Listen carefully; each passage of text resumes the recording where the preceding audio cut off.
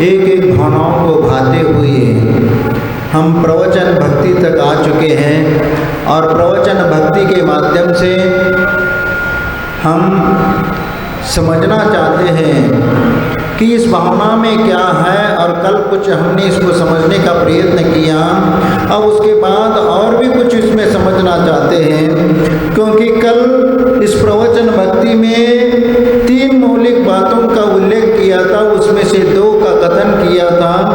और उसमें ये कहा कि प्रत्येक आत्मा अपने कर्मों से महान बनता है और वह चाहे तो अपने आत्मविश्वास, विवेक और आत्मबल को जागृत करके स्वयं परमात्मा बन सकता है। सभी जीवों में यह क्षमता समान रूप से होती है, ये बात पहली बात कही थी। और दूसरी बात, वैचारिक आदान प्रदान की पद्धति को सुधारने के लिए जरूरी है अनेकांत और शादवाद की समाज। और इसके बारे में हमने बहुत कुछ समझने का प्रयत्न किया कि अनेकांत के माध्यम से और शादवाद शैली के माध्यम से वस्तु तत्व का कथन किया, कैसे किया जाता है और उसको कैसे समझा जाता है। और एक जब वस्तु का कथन करते हैं तो अस्थि रूप में और नास्ति रूप में भी किया जाता है, और शाद अस्थि नास्ति अवक्तव्य के रूप में भी किया जाता है, और शाद अस्थि नास्ति वक्तव्य, शाद अस्थि नास्ति अवक्तव्य के रूप में भी उसका कथन नयों के माध्यम से उसको समझने का प्रयास हम कर सकते हैं। और इन्हीं बातों को कहते हुए तीसरी बात आती है अहिंसा। अब अहिंसा में अपने मन, वाणी और कर्म से किसी को पीड़ा नहीं पहुँचे। मन, वचन और काय से किसी भी प्रकार से किसी भी जीव को किसी प्रकार की पीड़ा न पहुँचे, इस बात का उस अहिंसा में ख्याल रखा जाता है। सभी के प्रति सद्भाव रखना, मिलजुल करके रहना और सही अस्तित्व की भावना रखना, यह अहिंसा का प्रयोगात्मक रूप है। और इसीलिए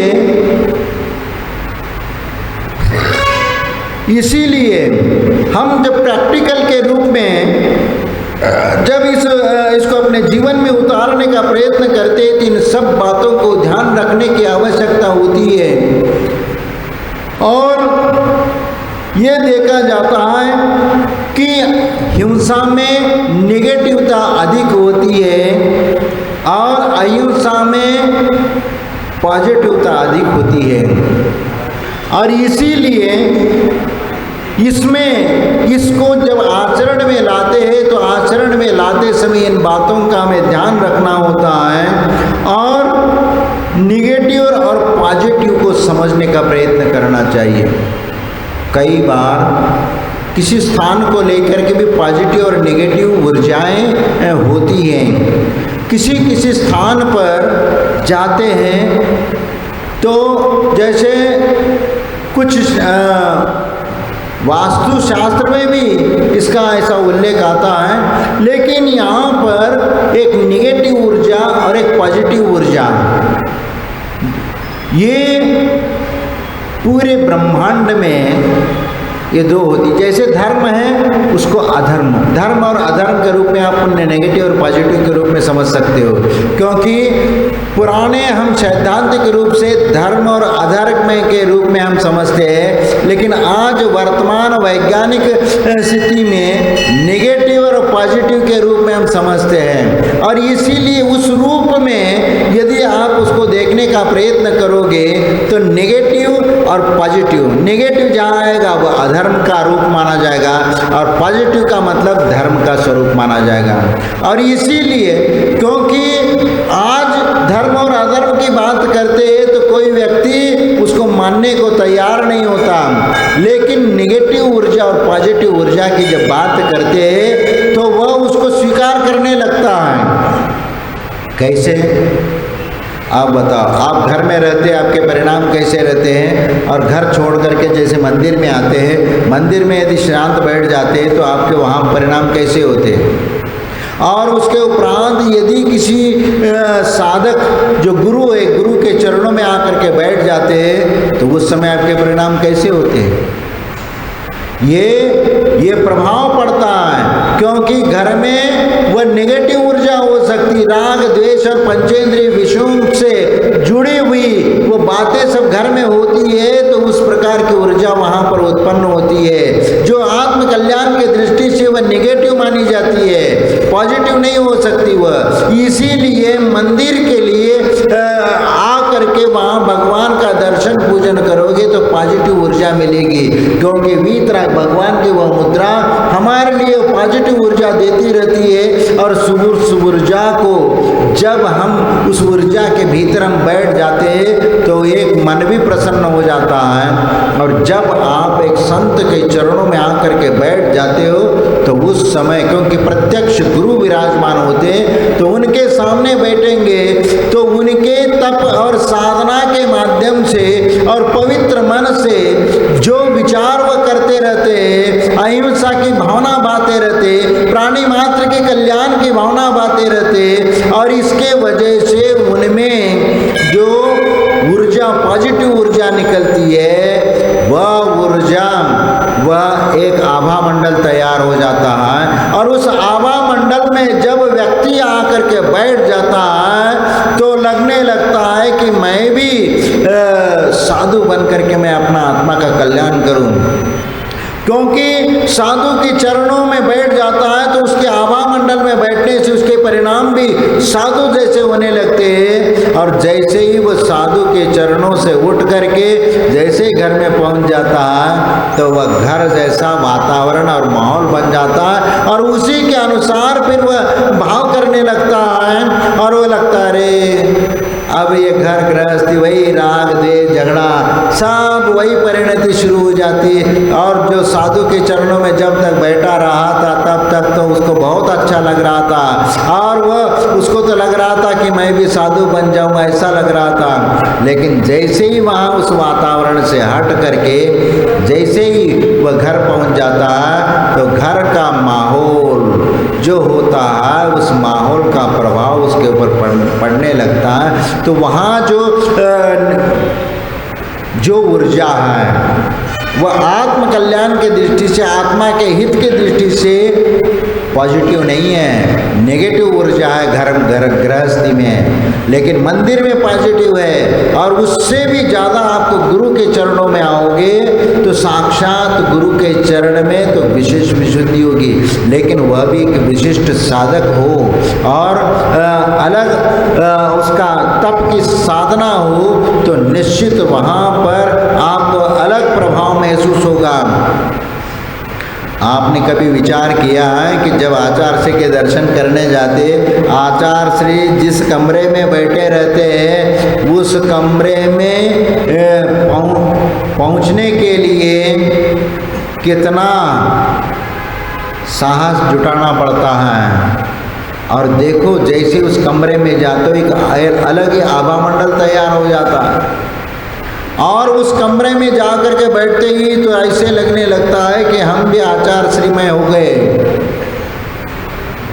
क्योंकि वहाँ का पवित्र वातावरण में हम उनके अनुसार जो वर्गणाएं होती है वह वर्गणाएं हमें भी वो प्रेरित करती है, क्योंकि शुभ विचार जहाँ होते तो वह कर्म वर्गणाएं, जो शुभ वर्गणाएं है, शुभ कर्म प्रकृतियाँ है, वह खींच करके आने लगती है। क्योंकि हम जिस प्रकार मन में अच्छे बुरे विचार करने लगते हैं उसी प्रकार के कर्म वर्गणाएं अपनी ओर आकर्षित होती है। यदि अच्छा विचार कर रहे हैं तो अच्छे विचार ही आपके वो वर्गणाएं आएगी, और यदि तुम्हारे मन में यदि बुरे विचार आ रहे तो बुरे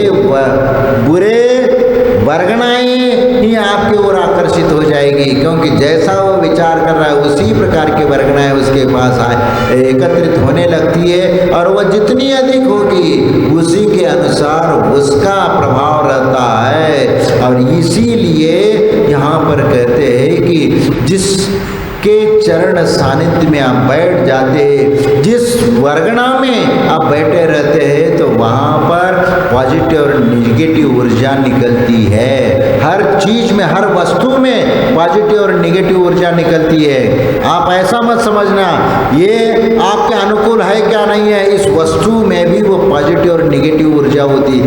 बस दुनिया के, इस ब्रह्मांड के कोई भी वस्तु ले लीजिए, उसमें भी नेगेटिव और पॉजिटिव स्थितियाँ होती है। कई बार आपको ये अनुकूल होती है और कई बार ये प्रतिकूल भी हो सकती है। आप ये देखते हैं जैसे नवरत्न हैं, नवरत्नों को आप अपने अंगूठी में पहनते हो, अंगूठी पहनते हो, किसी को वो सूट होता है, किसी को सूट नहीं होता। क्यों? क्योंकि उस रत्न की जो आभा निकलती है, उस आभा मंडल और आपके आभा मंडल के साथ उसका सन्निकर्ष कितना है, उसका प्रभाव उसके ऊपर रहता है। आप कहोगे कि क्या ये पत्थर में भी ऐसी कोई होती है? हाँ, होती है। वो पत्थर सामान्य पत्थर भी हो तो भी उसमें पॉजिटिव और निगेटिव ऊर्जा रहती है। और इसीलिए कई बार आपको यदि किसी ज्योतिषी के पास जाते हैं तो वो पन्ना पहनने के लिए बोलते हैं, कोई नीलम पहनने के लिए बोलते हैं, या कोई हीरे की इतनी कैरेट की आप पहन लेना ऐसे बोलते हैं। क्यों? उसके कारण भी यही है कि उसमें नेगेटिवता और पॉजिटिवता जो एनर्जी निकलती है, उस एनर्जी से हमारे ऊपर उसका प्रभाव पड़ता है। यदि मान लीजिए नीलम है, किसी को ये सूट होता है, किसी को सूट नहीं होता, और वह पहनने के बाद यदि तरक्की करेगा तो बहुत ऊंचा जाएगा, और यदि वह उसको निगेटिव यदि होने लगेगा तो हो सकता है उसका पतन हो जाए। दोनों स्थिति होती है, लेकिन वह ऊर्जा उसको ताकत देती है, ऊर्जा देती है, आपकी अंतरंग शक्ति को बढ़ाती है, तो वह आपको लाभदायी हो सकती है। और यदि वह निगेटिव हो जाती है तो वह आपको हानि भी पहुंचा सकती है। और इसीलिए वह 1-2 दिन पहन करके उसको देखना। इसीलिए जब आपका उसको पहनने के उपरांत आपका मन मस्तिष्क का क्रियाएं कैसी हो रही है उसका आकलन करिए। मन में विचार शुभ विचार आ रहे या गलत विचार आ रहे, नेगेटिव या पॉजिटिव आ रही है, इसका विचार करिए और उसी के अनुसार वह उसका प्रभाव करता है। और इसीलिए हमें इस बात को ध्यान रखनी चाहिए, क्योंकि हम जो भी चीज़ हम अपने जीवन में अपनाते हैं उसको सुख और दुख के रूप में, दुनिया में 2 ही चीज़ है, चाहे सुख कहो चाहे दुख कहो, धर्म कहो अधर्म कहो, अच्छा कहो बुरा कहो। आप जितनी भी चीज़ें मिलेगी दुनिया में, हर चीज़ एक उसका पहलू है तो उसका दूसरा पहलू भी है। सिक्का है तो सिक्के के भी 2 पहलू है, सिक्के में भी 2 पहलू है, हर चीज़ में आपको 2-2 पहलू मिलेंगे। और इसीलिए एक तरफ आपको अच्छा मिल सकता है, एक तरफ नेगेटिव मिल सकता है। और इसीलिए हम अपने जीवन में कौन से एनर्जी को प्राप्त करना है और कौन सी एनर्जी से हमें दूर रहना है, तो ये आप यदि मान लीजिए आपको अतिशयोक्ति लगेगी, यदि मान लीजिए कोई खाने की चीज़ है, कोई खाने की भी चीज़ है, वह भी आपके लाने पॉजिटिव और नेगेटिव हो सकती है। वह चीज़ आपको पॉजिटिव और नेगेटिव हो सकती है, फिर उसको कैसे मालूम पड़ेगा? उसका भी एक मापदंड होता है देखने का। हो सकता है इसको खाने से तुम्हारे लाभ हो, और एक होने से हो सकता है आपको फूड पॉइजन हो जाए। हो सकता है जिस चीज़ को आप खा रहे हैं, हो सकता है उसमें कोई चीज़ मिली हुई हो तो तुम्हारे लिए नेगेटिव को दर्शाएगी। और यदि सही अंतरंग से यदि वो चीज़ बनी हुई है तो वो आपको पॉजिटिव आपको दर्शाएगी। लेकिन इसीलिए कोई भी चीज़ हम खाते हैं तो आप एक बार उसको ध्यान से एक करो कि इससे हमारे लिए लाभ कितना है और हानि कितनी है, देख लीजिए। कुछ बातें ऐसी होती है कि वह किसी को अतिशयोक्ति लगेगी या किसी को करे ये तो ऐसी बातें हैं ऐसा लगेगा, लेकिन नहीं, कुछ सैद्धांतिक बातें होती। शास्त्रों में ऐसी बातें कही है कि आप भूत भविष्य और वर्तमान काल को भी आप देख सकते हो, समझ सकते हो। अवधि ज्ञान क्या है? अवधि ज्ञान अतीन्द्रिय ज्ञान है, वह इंद्रियातीत ज्ञान है, क्योंकि इंद्रियों के द्वारा जो जाना जाता है वह इंद्रिय ज्ञान है, और इंद्रिय ज्ञान जो है वो परफेक्ट नहीं हो सकता, एक वो क्षणिक ज्ञान है। लेकिन अतीन्द्रिय ज्ञान जो है वह अतीन्द्रिय ज्ञान तुम्हारे लिए परफेक्ट आपको वह उस चीज को कथन करेगा। यदि आप पूर्व जीवन में क्या थे और किस वजह से आप यहाँ पर आए, या भविष्य में आप किस गति में जाओगे, या जो आपने अच्छा बुरा कर्म किया उसका फल क्या मिलेगा, इन सब बातों का कथन अवधि ज्ञान आपको बता सकता है। और मन पर्याय ज्ञान भी आपको बता सकता है। मन पर्याय ज्ञान तो और उससे भी उत्कृष्ट माना जाता है, वो तो आपके मन में क्या चल रहा है ना वह तक बता सकता है। तो इस ज्ञान को आप क्या कहोगे? आपके मन में क्या चल रहा है वो यहाँ बैठ करके वह मुनि या साधु वो आपको बता सकता है, ये मन में विचार कर रहा है। जैसे राजा श्रेणिक ने वह मुनि के सर्प में मुनि के गले में सर्प डाला था और उससे उसके ऊपर उपसर्ग हो गया था, और चेलना को जब मालूम पड़ा, चेलना और श्रेणिक दोनों आ जाते हैं और उनका उपसर्ग दूर करने के लिए अपना जो भी उस ढंग से उसका उपसर्ग दूर करते, और उसके उपरांत जब नमस्कार करते तो दोनों को समान आशीर्वाद।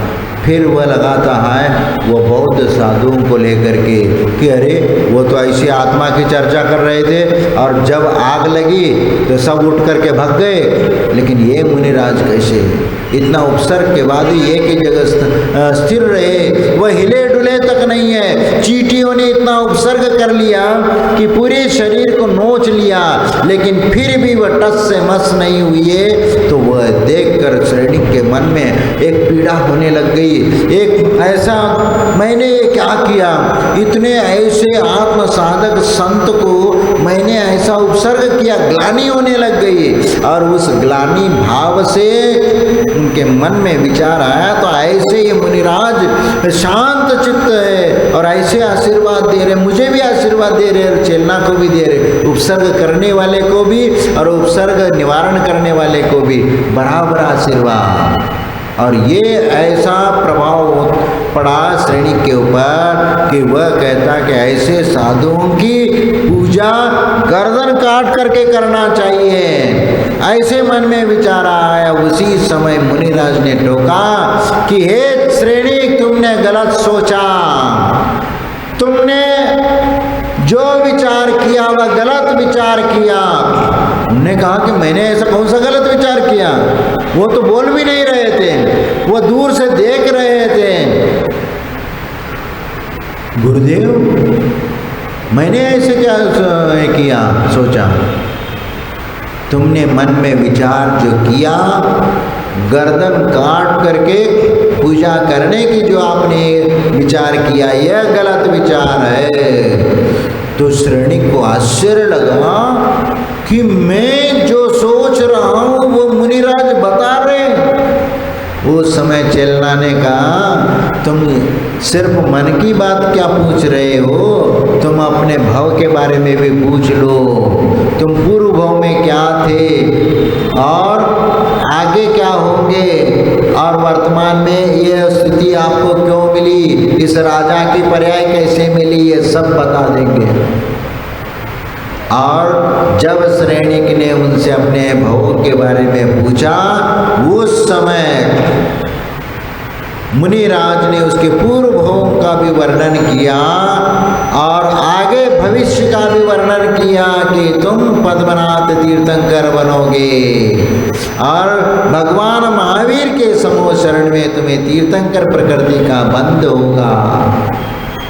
वैसे तो सम्यक दर्शन वहां पर हो गया था मुनिराज के चरणों में, लेकिन वह क्षयिक सम्यक दर्शन नहीं था, क्योंकि मुनिराज के सामने तो एक क्षयिक सम्यक दर्शन हुआ था। लेकिन वहां से जब समूह शरण में पहुंच गए तो समूह शरण में उनको वो भावना बहाने लगे, प्राणी मात्र के कल्याण की भावना, और वो 16 कारण भावनाओं के माध्यम से श्रेणी के राजा ने भगवान महावीर के समूह शरण में वो भावना भाई, और उसके फलस्वरूप उनके लिए तीर्थंकर प्रकृति का बंध हुआ।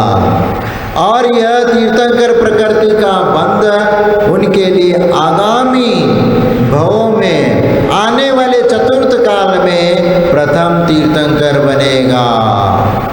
देखो कैसे पॉजिटिव एनर्जी जहाँ मिलती है वहाँ कैसे आत्मा निर्मल पवित्र होती चली जाती है। और इसीलिए ये कहा कि आप जिस जगह पर बैठे हो सकता है वो नेगेटिव एनर्जी हो, नेगेटिव एनर्जी से आपको वह जगह या आपका घर हो सकता है, आपका घर में नेगेटिव ऊर्जा हो,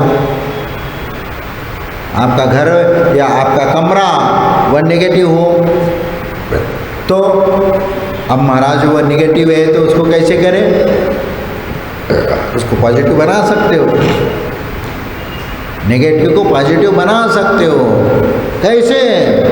अब उसके लिए आपको उस स्थान पर बैठ करके ध्यान करना पड़ेगा, जप करना पड़ेगा और साधना करनी पड़ेगी, तब कहीं जा करके नेगेटिव ऊर्जा वहाँ से निकल के जाएगी।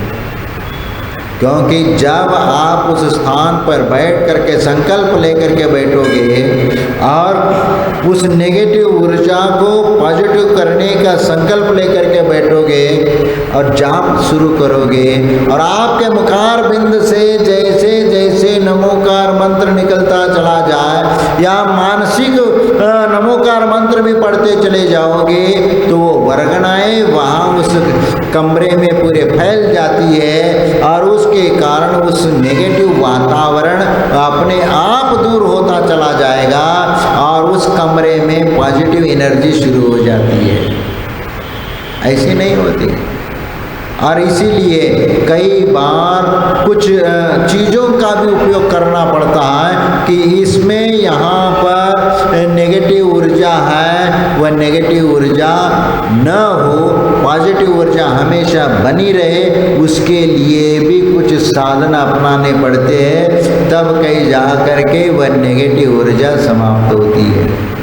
और इसीलिए मैं आप लोगों से यहाँ पर ये कह रहा हूँ कि उस नेगेटिव को दूर करने के लिए हमारे मन में जो राग द्वेषादि परिणति होती है, ये नेगेटिव एनर्जी को पैदा करती है। क्रोध, मान, माया, लोभ और इंद्रिय विषय आदि जितने भी कषाय है, वासनाएं हैं, इच्छाएं हैं, ये नेगेटिव एनर्जी पैदा करती है। और पॉजिटिव विचार, अच्छे विचार, सब प्राणी मात्र के प्रति कल्याण की भावना और सबके हित की बात जहाँ पर मन में आने लगती है, तो नेगेटिव ऊर्जा समाप्त होने लगती, धीरे धीरे समाप्त होती जाती है और पॉजिटिव ऊर्जा एनर्जी शुरू हो जाती है। और वही पॉजिटिव एनर्जी तुम्हारे आत्म कल्याण के लिए कारण बनती है। उसको हमें समझने की बात है, क्योंकि हम जो परिग्रह से जुड़े रहते हैं, उस परिग्रह के कारण हमारे उसके प्रति, परिग्रह के प्रति मूर्छा होती है, और ऐसी मूर्छा कि हम चाह करके भी छोड़ नहीं सकते। यदि आपसे कहे आपने कोई संकलन किया है, और वह तुम्हारी सबसे अच्छी चीज़ है और आपसे बोले कि ये चीज़ हमें दे दो, नहीं भाई ये तो मेरा सबसे फेवरेट चीज़ है भाई, और इस फेवरेट चीज़ को मैं ऐसे कैसे दे सकता हूँ, कहीं दूसरी चीज़ हो तो मैं दे देता, लेकिन ये चीज़ तो मेरे लिए बहुत लाभदायी है, क्योंकि ये मेरे लिए पॉजिटिव एनर्जी देता है, और ये चीज़ जब से आई है तब से मेरा उद्धार हुआ है, मेरे घर परिवार का उद्धार हुआ है। आपने कभी देखा है ना, कभी कभी कोई व्यक्ति यदि किसी नए घर में आ जाता है और उस घर में आने के बाद से पहले तो गरीब सामान्य परिवार था और जिस घर में रहता था वहाँ तरक्की नहीं हो रही थी, और किसी कारण वजह से फिर वह ये करने के लिए कहीं दूसरी नगर में आ जाता और वहाँ एक मकान लेकर के वहाँ बैठना शुरू कर देता, और संयोग से वह जगह उसकी पॉजिटिव एनर्जी वाली मिल जाती है और उस परिवार में उस घर में बैठ करके वह दिनों दिन तरक्की करने लगता, दिनों दिन ऊपर उठने लगता है, और वहाँ इतना विकास हो जाता है कि वह स्वयं सोच नहीं सकता, और वह व्यक्ति कभी भी उस चीज़ को कभी निकालेगा नहीं, हो वह कहेगा चाहे मैं कितना भी लखपति करोड़पति बन जाऊं, लेकिन इस मकान को मैं कभी निकालूंगा नहीं, क्योंकि ये मेरे लिए तो लक्ष्मी है। क्यों भैया, वो जब से मैं उस मकान में रह रहा हूँ तब से मैंने तरक्की की है, इसलिए उसको छोड़ना नहीं चाहता, उसी में रहना चाहता है। और जिस घर में बाधाएं उत्पन्न होती है तो उसमें उसका मन विचलित हो जाता है, चंचल हो जाता है, उसको अपने ऊपर भी विश्वास नहीं होता, अपने काम के ऊपर विश्वास नहीं होता, हमारे स्वयं के पुरुषार्थ के ऊपर उसका विश्वास नहीं रहता, और इसीलिए वह नेगेटिव ऊर्जा उसको प्रेरित करती रहती है, इसलिए उसका मन भी वैसे ही हो जाता है। और इसीलिए जिस घर में आप रहते हो उस घर में पॉजिटिव या नेगेटिव है, इसकी देखो। इसलिए कई बार ये होता है कि नेगेटिव ऊर्जा को समाप्त करने के लिए पारा होता है ना, पारा, इस पारे का भी उपयोग करते हैं। उस घर में कुछ पारा, कुछ ग्राम पारा वहाँ जमीन में गाड़ देते हैं या घर में भी रखते हैं तो भी उससे प्रभाव पड़ता है, नेगेटिव एनर्जी। वह एक द्रव्यात्मक है, लेकिन वर्गणाओं को भी हम अपने मन के द्वारा भी उस नेगेटिवता को भी दूर कर सकते हैं, एक तो द्रव्य के माध्यम से और एक अपने मन के माध्यम से भी। यदि वह द्रव्य है लेकिन आपका तुम्हारा मन यदि विकृत है और मन ही दूषित है तो वह चीज भी, वह द्रव्य भी तुम्हारे नेगेटिवता को दूर नहीं कर पाएगा, क्योंकि तुम्हारा मन दूषित है। इसीलिए मन दूषित है तो उसको दूर करने का प्रयत्न करो, उसकी नेगेटिवता दूर करने का प्रयत्न करो, और नेगेटिवता दूर होगी तो वैसे ही फिर वह प्रभाव करना शुरू कर देगा। क्योंकि जब हमारे मन में जो विकृतियाँ होती है और नेगेटिवता होती है उस चीज़ को भी दबा देती है। वह चीज़ जो है जो पॉजिटिव करने के लिए रखा है वह भी उसको दबा करके रख देती, उसको उभरने नहीं देती। जिसकी जैसी शक्ति जिसकी अधिक हो जाती है वह चीज़ उसको दबा करके रखता है। समझ में आया? क्योंकि कोई भी चीज़ होती है, किसी भी चीज़, यदि मान लीजिए कोई द्रव्य है, दूध और पानी है मान लीजिए, ज़्यादा दूध डालोगे तो क्या होगा? यदि पानी में, दूध में यदि अधिक पानी डाल दिया तो दूध का अस्तित्व समाप्त हो जाएगा।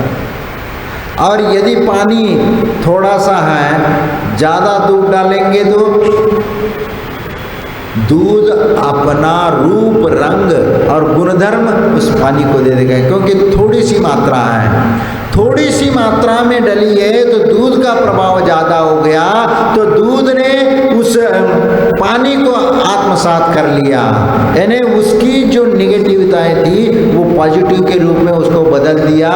और जैसे दूध कम है और दूध में पानी डाल दिया तो पानी का नेगेटिवताएं ज़्यादा हो गई, तो उस दूध के अस्तित्व को समाप्त कर देता है।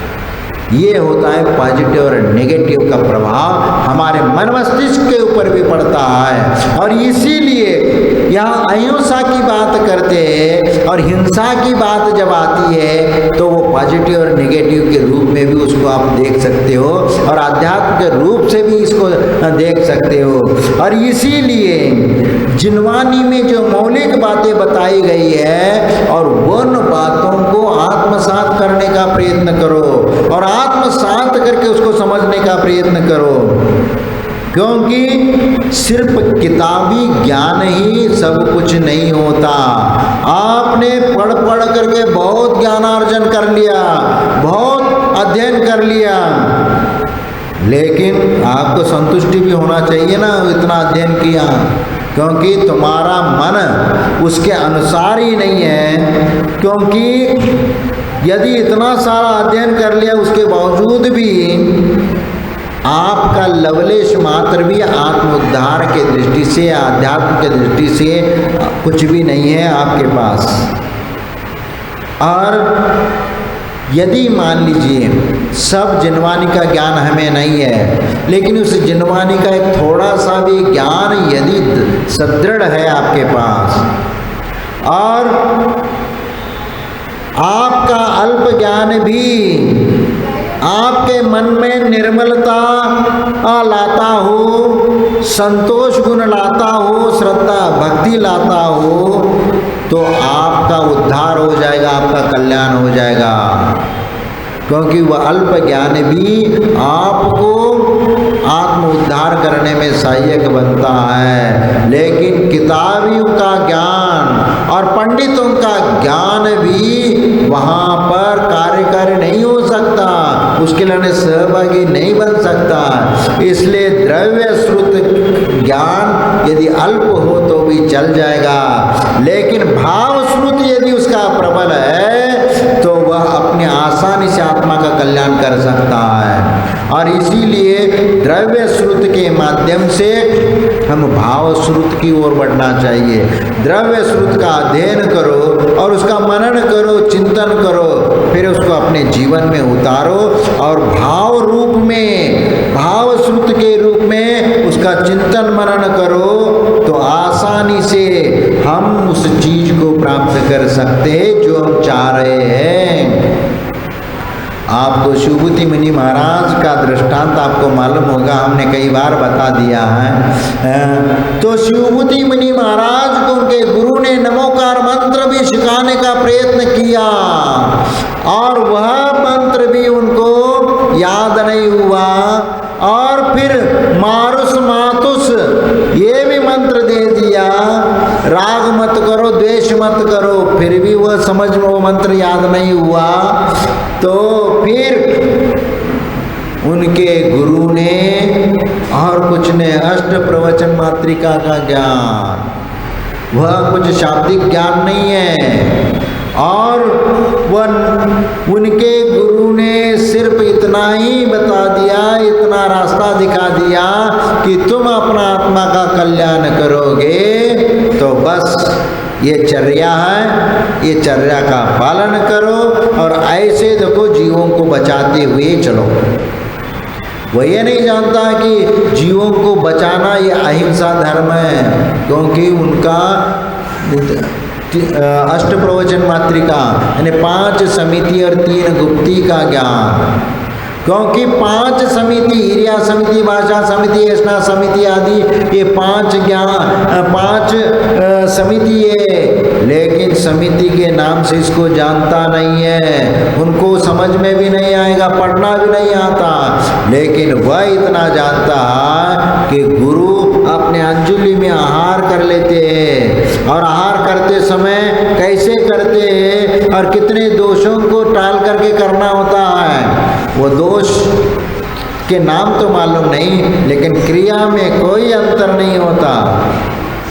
आपको 9 भक्ति मालूम है, 16 मालूम है? नहीं मालूम, फिर भी आप 16 करते हो।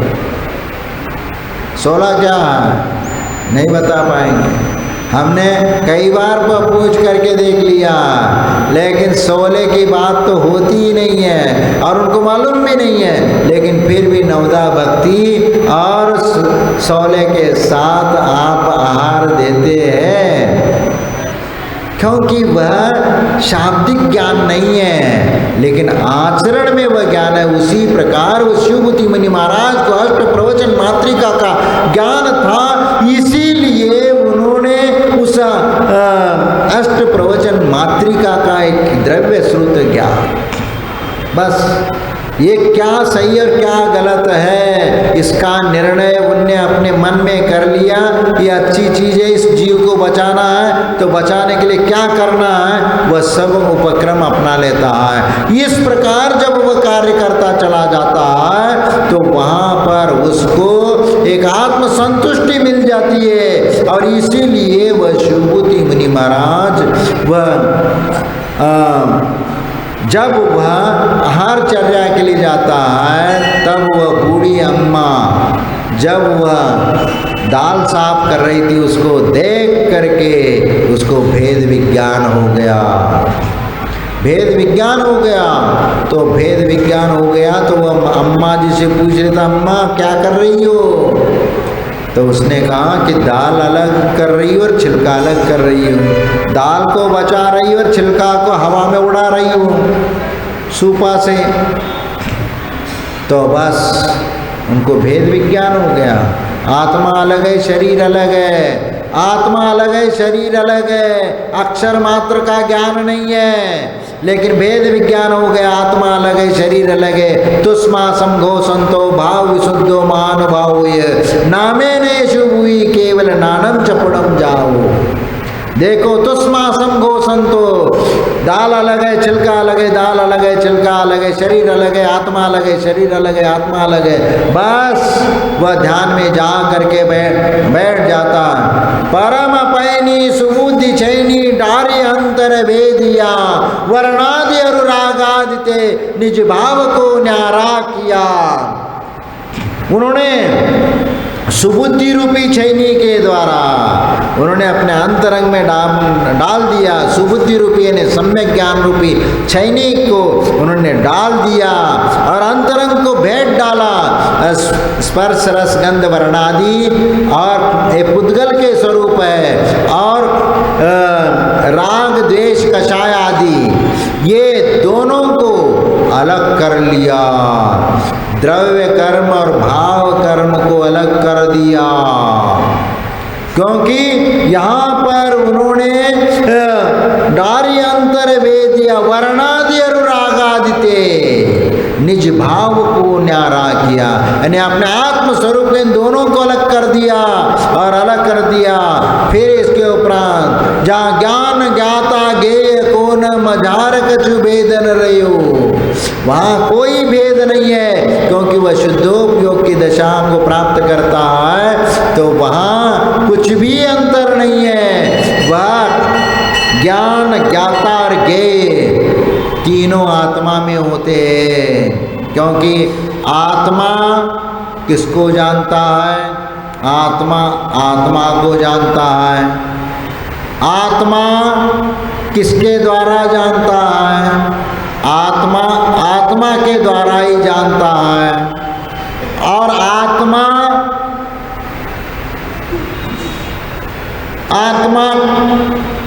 ये कार्य क्यों करना चाहता है? आत्म स्वरूप को पाने के लिए आत्मा ही आत्मा का कार्य करता है। देखो ये शुद्धोपयोग की दशा में आत्मा ही आत्मा के द्वारा आत्मा के लिए ध्यान करता है, और आत्मा कार्य कारण भाव सब कुछ उसी में नियत होती है। ज्ञान ज्ञाता और ज्ञेय, ज्ञान कौन है? आत्मा का ज्ञान। क्योंकि हम किसका ज्ञान प्राप्त करना चाहते हैं? आत्मा का ज्ञान प्राप्त करना। और आत्मा का ज्ञान प्राप्त करने वाला कौन है? आत्मा ही है। आत्मा ही आत्मा का ज्ञान प्राप्त करता है। और ज्ञेय क्या है? जानने योग्य क्या है? आत्मा ही है। जानने योग्य भी आत्मा, जानने वाला भी आत्मा, और ज्ञान भी आत्मा।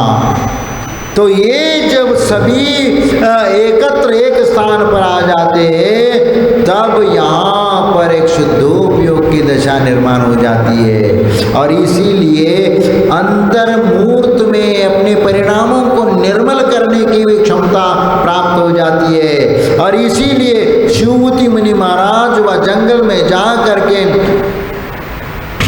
तुष्मासम गो संतो, आत्मा लगे शरीर लगे, आत्मा लगे शरीर लगे, बस ध्यान में बैठ गए और केवल ज्ञान प्राप्त कर लिया और मोक्ष को प्राप्त हो गए।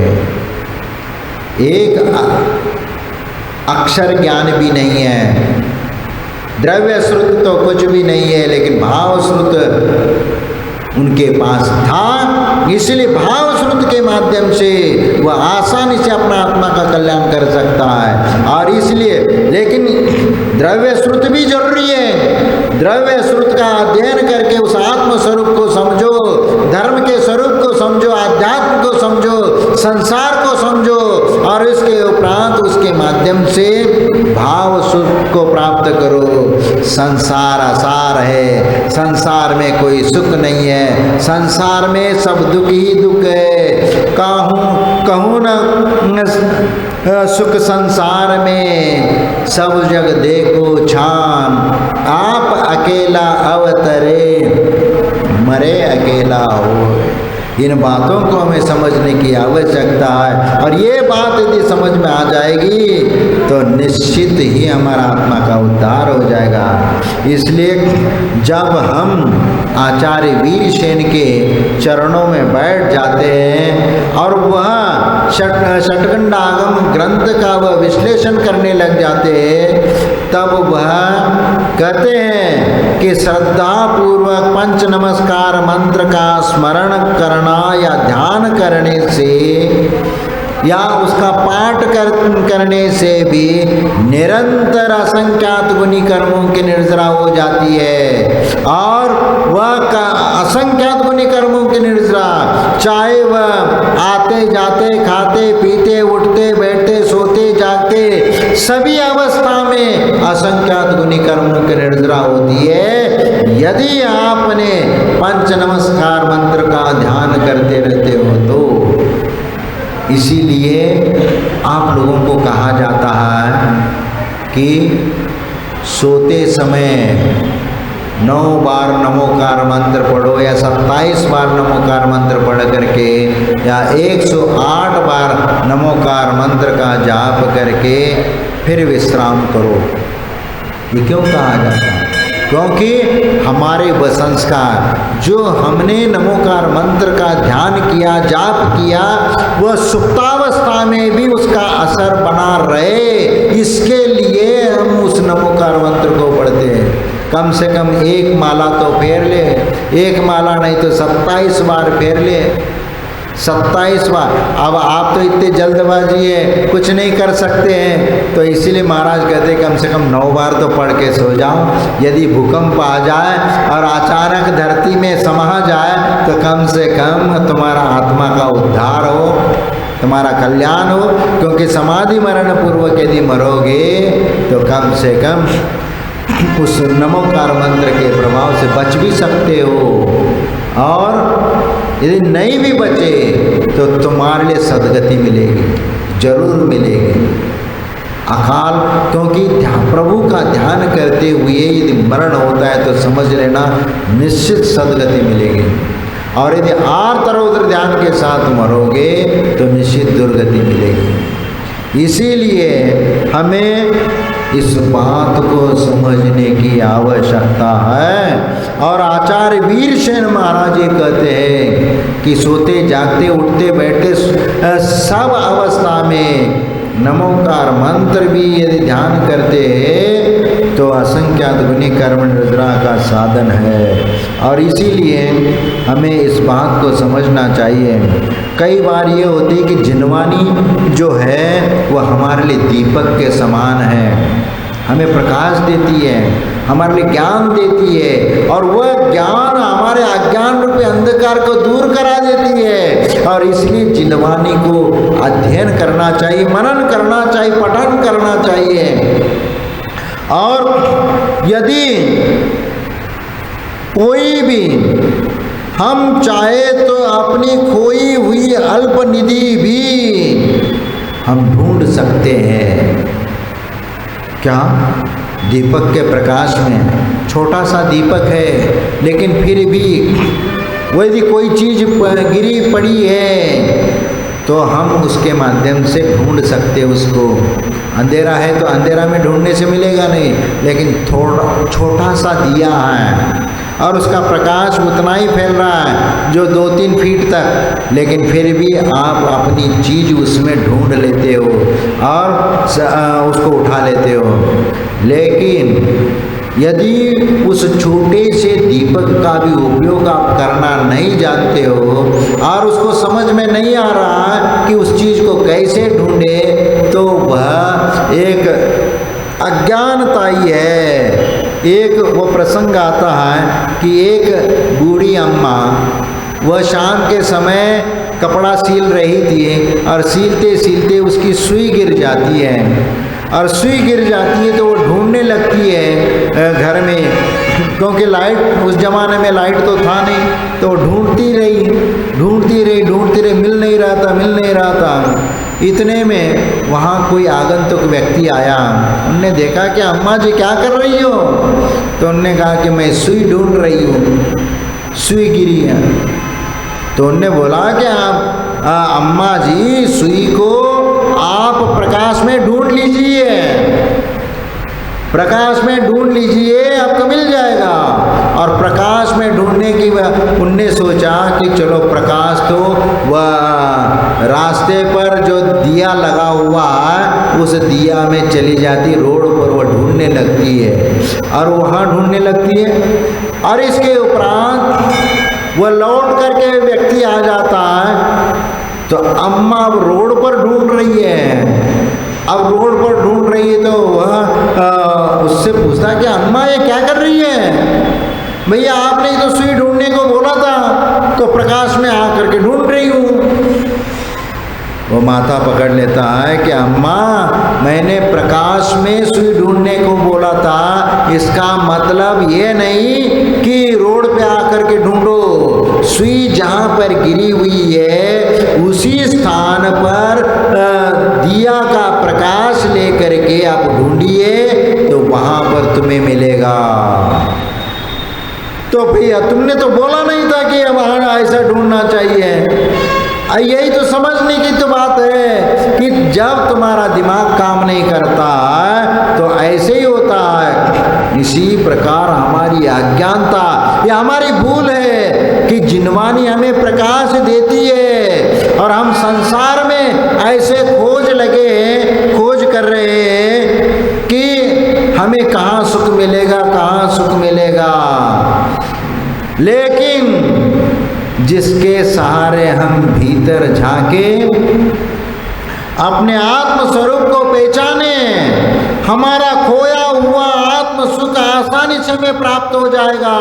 लेकिन हम आत्म स्वरूप रूप जिनवानी में नहीं खोजते, क्योंकि वह जिनवानी में नहीं है। हम जिनवानी में ढूंढने का प्रयास करें। यदि अपना आत्म स्वरूप जिनवानी में भी यदि खोजने का प्रयत्न करोगे तो वहाँ पर आपको नहीं मिलेगा। लेकिन जिनवानी तुम्हारे लिए एक दिशा देती है, तुम्हें एक पथ दिखा देती है कि उस पथ के अनुसार चलो। वह जिनवानी हमारे लिए भीतरी प्रकाश देती है कि उस प्रकाश को देखो और उस प्रकाश में आप अपने आत्म स्वरूप को ढूंढने का प्रयास करो। ज्ञान एक आपको प्रकाश है, जिनवानी आपके ज्ञान को प्रकट करा देती है, ज्ञान दिला देती है, और उस ज्ञान के माध्यम से तुम अपनी आत्मा की खोज करो तो निश्चित आपको आत्मा की वास्तविक स्वरूप आपको मिल जाएगी और उसके माध्यम से तुम्हारा आत्मा का उद्धार हो जाएगा। और इसीलिए हमें जिनवानी का प्रकाश करें और उसमें हम अपनी आत्मा की खोज करने का प्रयत्न करें।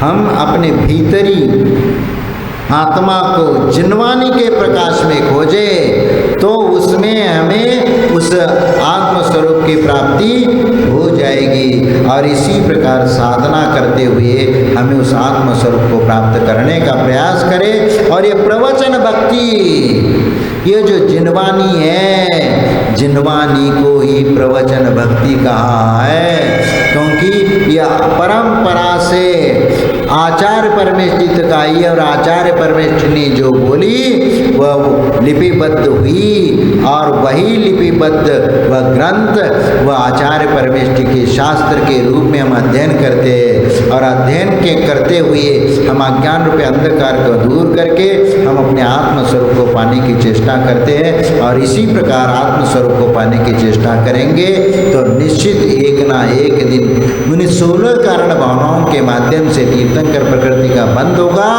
और उसी के माध्यम से हमारा आत्मा का कल्याण होगा। और तीर्थंकर बन करके प्राणी मात्र का भी हम कल्याण कर सकते हैं। यदि प्राणी मात्र का कल्याण नहीं कर पाए तो कम से कम हम अपना आत्मा का उद्धार तो कर ही लेंगे। और इसीलिए इस प्रकार भावना करते हुए निरंतर 16 कारण भावनाओं को भाते रहना चाहिए। जय बोलो महावीर भगवान।